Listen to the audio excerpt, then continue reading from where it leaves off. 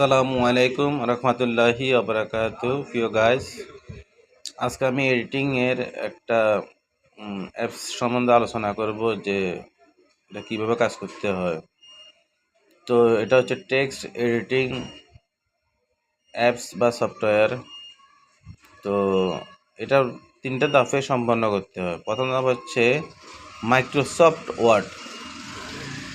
তো এটার মাধ্যমে সাধারণত মাইক্রোসফট ওয়ার্ডের মাধ্যমে লেখার ক্ষেত্রে যেমন ব্যবহার করা হয়, যেমন ধরেন এগুলা কারো পার্সোনাল, যেমন ধরেন ব্লগ, আর্টিকেল কিংবা প্রেজেন্টেশন তৈরি করার সময় মাইক্রোসফট ওয়ার্ড এটা দিয়ে তৈরি করা, এটার মাধ্যমে এই অ্যাপসের মাধ্যমে ব্যবহার করা হয়।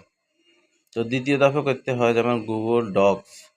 এটা হচ্ছে একটা অনলাইন মাধ্যমে সম্পন্ন করতে হয়। যেমন ধরেন এটা একাধিক ব্যবহারকারীকে একযোগে এটা ডকুমেন্টটা তৈরি করে দেয়। এটা একটা সুবিধা ভালো। তো 3 নম্বর ধাপ হচ্ছে আপনার তিন নম্বর ধাপটা হচ্ছে আপনার গ্রামারলি।